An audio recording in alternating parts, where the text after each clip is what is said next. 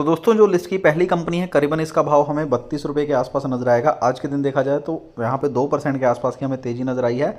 अगर इस कंपनी का हम लोग मैक्स चार्ट ओपन करें तो वैसे तो ये कंपनी काफ़ी पुरानी है, 2007 से वर्क हमें करती हुई नजर आएगी। 44 रुपये के आसपास लिस्ट हुई थी।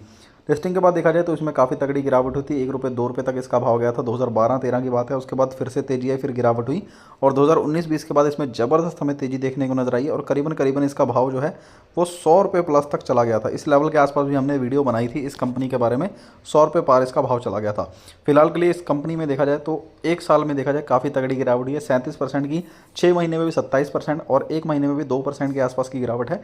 यानी कि देखा जाए पिछले एक साल में यहाँ पे हमें ठीक ठाक जो गिरावट है वो देखने को नजर आई है। यानी कि एक बेहतरीन लेवल जो है निकल के आया है, क्योंकि ऊपरी लेवल से भी काफ़ी ज़्यादा डाउन नजर आ रहा है। दोस्तों अगर कंपनी के कामकाज के बारे में चर्चा करें तो ये कंपनी मैन्युफैक्चरिंग करती है वायर्स की, केबल्स की, और इसकी जो केबल्स हैं उनका यूज़ पावर केबल के अंदर, टेलीकॉम केबल के अंदर, बाकी देखा जाए तो railway cable and specialised cable के अंदर यूज़ किया जाता है। बिजनेस सेगमेंट की चर्चा करें 25 प्लस प्रोडक्ट मौजूद हैं।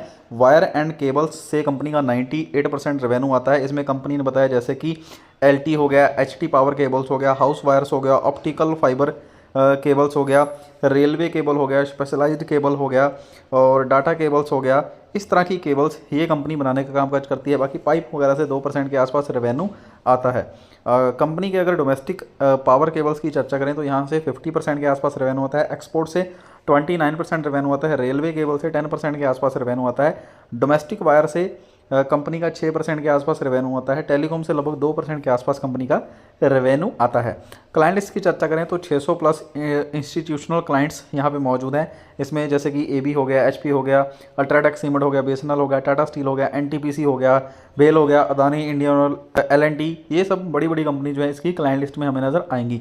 डिस्ट्रीब्यूशन नेटवर्क की चर्चा करें पैन इंडिया में कंपनी के 198 प्लस डिस्ट्रीब्यूटर्स मौजूद हैं, 154 प्लस डीलर्स हैं, 808 रिटेलर्स हैं, ओवर 150 चैनल पार्टनर्स कंपनी के साथ जुड़े हुए हैं। बाकी 7000 प्लस इलेक्ट्रीशियंस कंपनी के साथ ओवरऑल इंडिया में जुड़े हुए हैं। बाकी 25 प्लस कंट्रीज में कंपनी जो है अपना जो माल है वो एक्सपोर्ट करती है। जैसे कि यहाँ पे USA भी हो गया, UK, Spain, Russia, south Africa, UAE, Jordan, Oman, Kuwait, Qatar, तो यहाँ तक कंपनी अपना जो माल है एक्सपोर्ट करती है। मैन्युफैक्चरिंग कैपेबिलिटी की चर्चा करें, 2 मैन्युफैक्चरिंग फैसिलिटीज़ कंपनी की मौजूद है। राजस्थान और हरियाणा में कंपनी की फर्स्ट मैन्युफैक्चरिंग फैसिलिटी जो है यहाँ पे वायर्स बनाने का कामकाज करती है। केबल रिपेयर हो गया, इंस्टॉलेशन हो गया, इन सब पे वर्क करती है। बाकी रेलवे केबल बनाने का कंपनी कामकाज करती है। इस कंपनी का जो दोस्तों कुल मार्केट कैप है करीबन 1000 करोड़ के आसपास का मार्केट कैप है। इंडस्ट्री भी दे सकते हो 17 का है और इसका खुद का PB 17 है, यानी कि ठीक ठाक वैल्यूएशन पर नजर आएगा।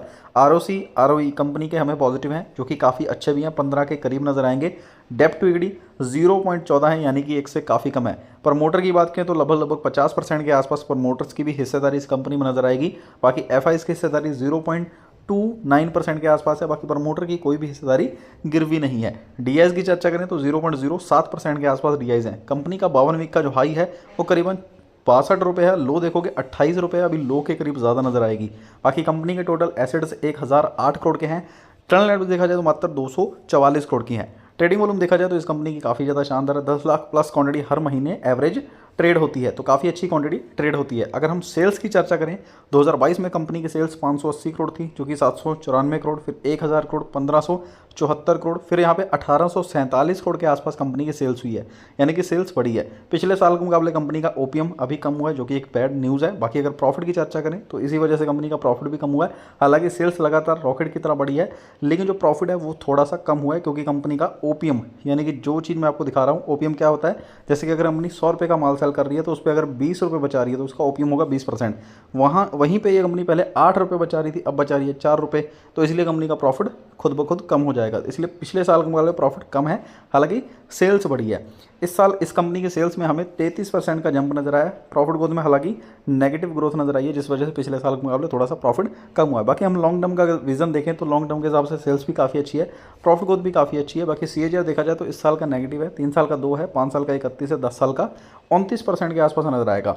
बैलेंस शीट की अगर हम लोग चर्चा करें, 102 करोड़ का कर्जा है, 600 करोड़ से ज़्यादा का रिजर्व इस कंपनी के पास मौजूद है, यानी कि कैश रिच कंपनी है, ऐसा कह सकते हैं। अगर हम बात करें यहाँ पे प्रमोटर्स की, तो 49% प्रमोटर्स की हिस्सेदारी है, जो कि सबसे पहले इस कंपनी में देखा जाए तो वो 63 हुआ करती थी, जो कि 53 हुई। उसके बाद देखोगे अभी 49% है, यानी कि 50% के आसपास पिछले 1.5-2 साल से इस कंपनी में प्रमोटर्स बने हुए हैं। तो इस कंपनी का नाम जान सकते हो, कंपनी का नाम है पैरामाउंट कम्युनिकेशन लिमिटेड। करीबन इस वक्त 32 रुपये के आसपास इसका भाव नजर आएगा।